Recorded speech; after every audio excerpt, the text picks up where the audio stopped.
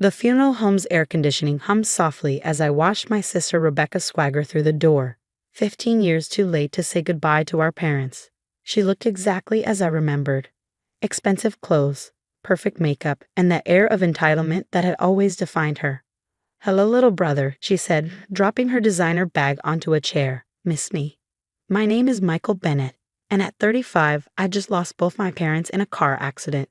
I'd spent the last decade caring for them as my father battled Parkinson's and my mother fought cancer. Rebecca, meanwhile, hadn't bothered to call once since she stormed out at 20, declaring our family too boring for her ambitions. "What are you doing here, Rebecca?" I asked, straightening my father's photo on the memorial display. She pulled out a thick envelope, tapping it against her palm. "Family obligation, and to claim what's rightfully mine." I felt the familiar tension headache building. "They're dead, Becca. If you came for forgiveness, you're too late." "Forgiveness?" She laughed, the sound jarring in the quiet room. "I came for my inheritance, half of everything. The house, the investments, Dad's company. It's all spelled out here." She thrust the papers at me. Legal documents claiming her right to 50% of our parents' estate as their firstborn child. My hands clenched involuntarily, crinkling the edges. "You abandoned them," I said quietly. "For 15 years, while I took care of them, managed Dad's company, handled everything. You were off living your life without a backward glance." Rebecca shrugged, examining her manicure. "And I'm sure you did a wonderful job playing the devoted son. But the law is the law. I'm entitled to my share." The worst part was, she might be right. Without a will specifically disinheriting her, Rebecca had a legal claim as their daughter.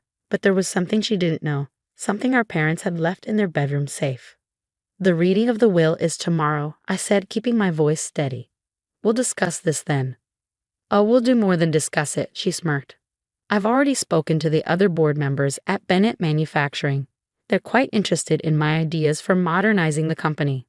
Of course she had. Rebecca had always been good at manipulation, at telling people exactly what they wanted to hear. She'd probably promised them increased profits and aggressive expansion, everything our father had resisted in favor of steady, sustainable growth. "Still the same Becca," I said, shaking my head. "Always thinking you know better than everyone else." Her eyes narrowed. "And you're still the same pathetic little brother, clinging to Mom and Dad's outdated ways. Face it, Michael, you needed me. The company needed me. I just have the courage to go out and become something more." The arrival of other mourners prevented me from responding. I watched as Rebecca worked the room, playing the part of the grieving daughter perfectly. The tears, the sad smiles, the gentle touches on arms as people offered condolences. She was putting on quite a show. Later that evening, after everyone had left, I drove to our parents' house. The place felt empty now, echoing with memories. I made my way upstairs to their bedroom, where the safe sat hidden behind a painting. Dad had given me the combination just weeks before the accident. "There's something in there," he'd said, his hands shaking from the Parkinson's. "Something you'll need if Rebecca ever comes back." The safe opened with a soft click.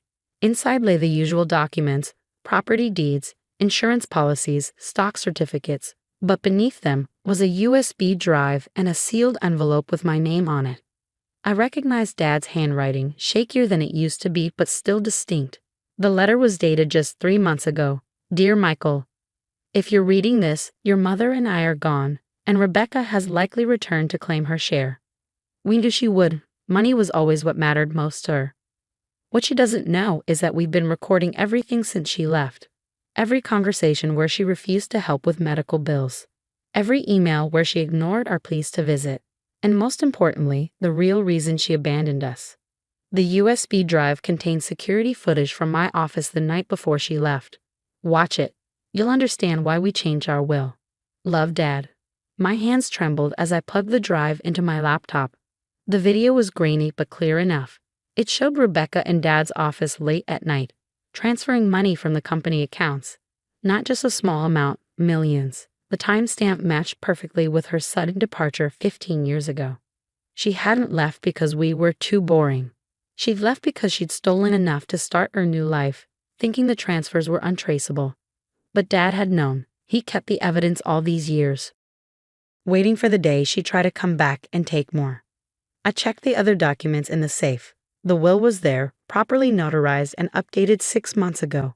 It left everything to me with a specific clause disinheriting Rebecca due to her documented theft and abandonment. There was more. Bank records showing the transfers, emails Rebecca had thought were deleted, even recordings of phone conversations where she'd brazenly admitted taking the money, thinking the statute of limitations had expired.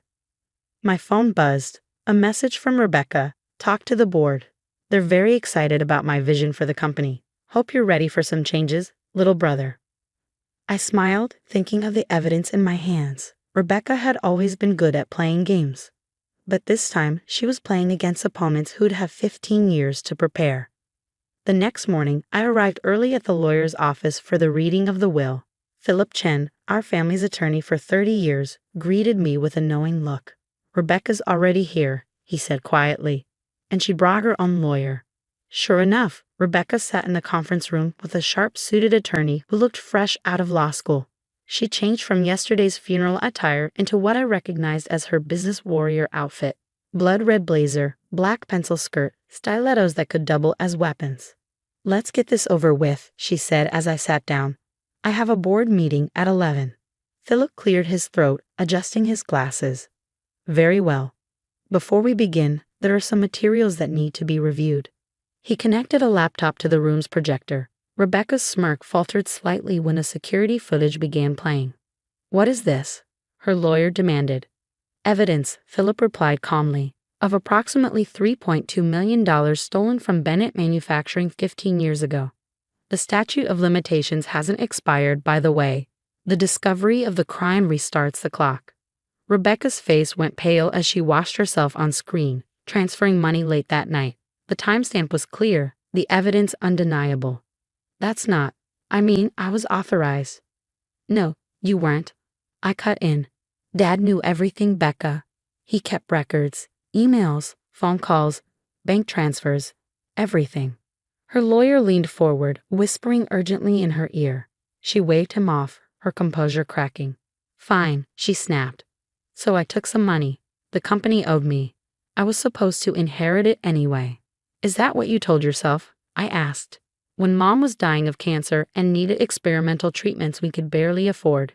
When Dad's medications cost thousands every month. Don't you dare guilt trip me, she hissed. I earned my freedom from this family's emotional manipulation. Philip cleared his throat again. Perhaps we should proceed to the will itself. The document was brutally clear. Everything, the house, the company, the investments, went to me. Rebecca was explicitly disinherited, cited for theft and abandonment. This is ridiculous, she sputtered. I'll contest it. The board will back me. The board, I interrupted, has already seen the evidence. They're meeting right now to discuss it. Her phone buzzed as if on cue. The color drained from her face as she read the message. Emergency board meeting. Vote of no confidence. Criminal investigation pending. Did you really think Dad wouldn't protect the company? I asked quietly. He spent 40 years building it. He knew exactly who you were and what you might try to do. Rebecca's lawyer gathered his papers quickly. Ms. Bennett, I advise you not to say anything further. We need to discuss your options. But Rebecca wasn't listening. She was staring at the video screen, still showing her younger self stealing from our family. I had to leave, she whispered, more to herself than to us. This town, this family, it was suffocating me. I needed more. And now, I asked, was it worth it? She looked at me, then really looked at me for the first time since she returned. You don't understand. I built something for myself. A life, a reputation. Built on stolen money, Philip interjected, which the authorities will be very interested in tracking. Rebecca's hands began to shake. You wouldn't. We're family. Family? I stood up, gathering the evidence files. Family was sitting with Mom through chemo. Family was helping Dad when the Parkinson's got so bad he couldn't feed himself. Where were you then, Becca? She had no answer. Her carefully constructed world was crumbling, and she knew it.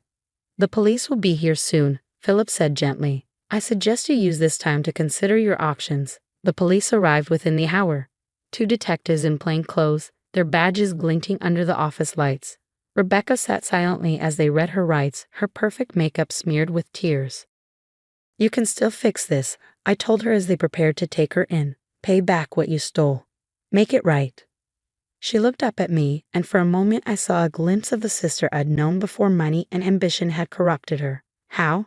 Everything I have. It all traces back to that money. Then start over, I said. The right way this time.